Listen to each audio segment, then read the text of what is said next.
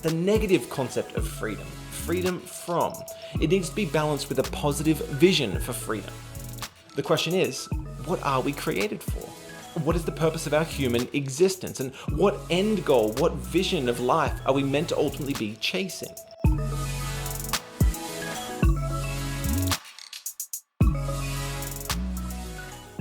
When I was a kid, I remember waking up one night screaming. I'd been having a nightmare, and so I'd wiggled under the covers. And in the true old school fashion of my parents' generation, my bed sheets were tucked in so tight that when I woke, I could barely breathe, let alone move enough to escape what felt to a 4-year-old like the flannel version of a maximum security prison. I felt trapped, and I wanted to be free.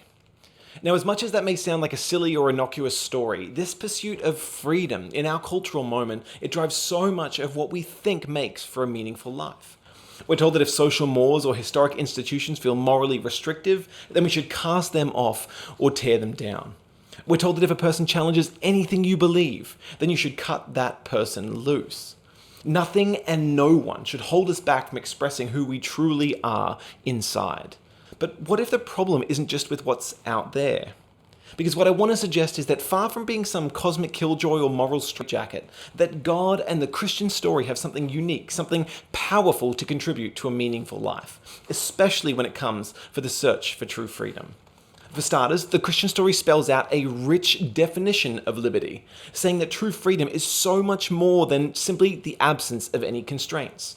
You see, most of our talk around freedom today, it focuses on the breaking of chains, or what is known as negative freedom, freedom from. But if that is all that you think freedom is, then you're likely to believe that all constraints are a hindrance to freedom, which is a deeply problematic idea.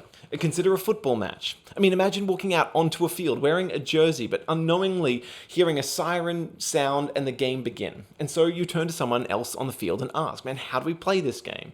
Only to be told, there are no rules, there are no referees, there aren't even any teams, because we think that all of those things, they're too restrictive, so we cast them off. Well, the game can't work.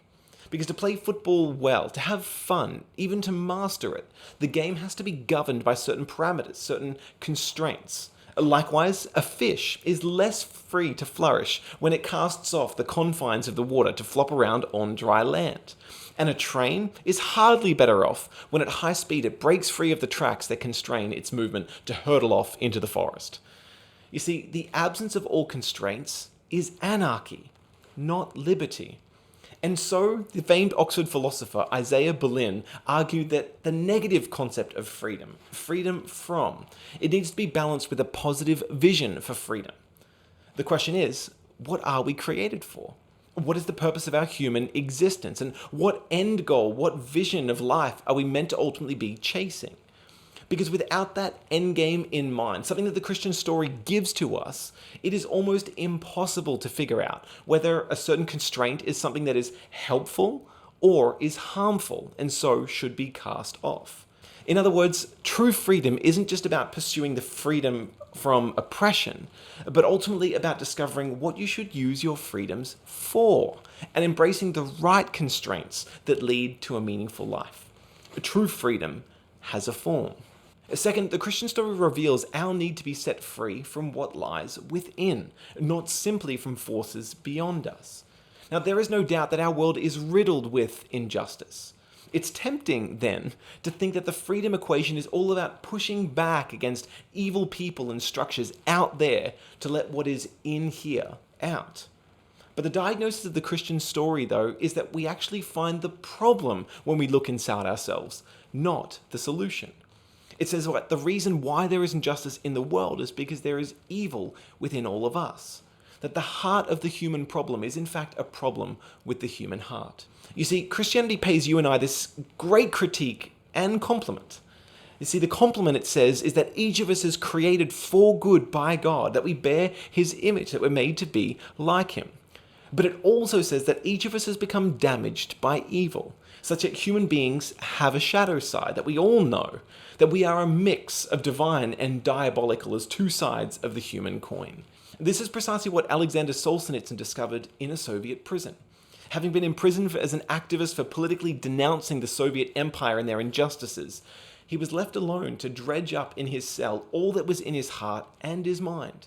And Solzhenitsyn made this stunning admission in his book, The Gulag Archipelago.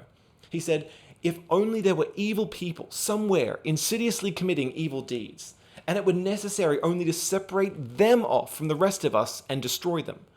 But the line dividing good and evil, it cuts through every human being's heart. You see, without taking anything away from the real systems of oppression in the world, he was an activist against them. The Christian story, though, it drills down to discover their source. That something has gone terribly wrong with the human heart. That our good desires often are disordered. Rather than focusing outward in love towards God and neighbor, instead we've curved inwards in selfishness. And even absent all external constraints, even if nothing and no one held us back, our own hearts would still be captive to sin. Our own, without any help, none of us live up to who we were created to be. And here finally is where the good news of the Christian story comes in, that Jesus comes to set us free. You see, Jesus in no way downplays the significance of breaking the chains of oppression. For those who long to be free from unjust structures and evil people, Jesus champions liberation. Consider his own ministry manifesto in Luke chapter 4 as he quotes from the prophet Isaiah. He says, "The Spirit of the Sovereign Lord is on me, because the Lord has anointed me to proclaim good news to the poor. He has sent me to bind up the brokenhearted, to proclaim freedom for the captives, and release from darkness for the prisoners, to proclaim the year of the Lord's favor." You see, freedom for the captives is front and center in Jesus' agenda. But Jesus offers us a freedom like no one else. Because through his death and his resurrection, he made it possible for us to be spiritually reborn. And that is the heart of what is on offer in the Christian story. The point of becoming a Christian, it isn't just about forgiveness for your sins. It's also about freedom from your sins. We're animated by God's presence. We can learn to say no to the shadow side within us, rather than simply releasing it out on the world. And by embracing freedom's form, the way of Jesus, you can become more and more like who you were created to be. You can be free to love, curving outwards again towards God and neighbor. You see, Jesus says that anyone who sins is a slave to sin. But he who the Son sets free will be free indeed. And I've tasted both sides of that equation. The slavery of being trapped by temptations, driven by weak desires, of not knowing who I'm meant to be, with the net effect of looking in the mirror only to not like what I see within. Only then, though, to discover who God made me to be, and the experience of freedom that comes when God's love breaks into your life as you find yourself changing into someone you actually want to be. That is the definition of true freedom that the Christian story gives to us. And that is a freedom that makes for a meaningful life. Dan here from Questioning Christianity. Thanks so much for checking us out. We are all about helping you connect the Christian story to life's deepest questions. So if you're enjoying the content, make sure you subscribe and click the bell on YouTube, and then go ahead and follow us on socials.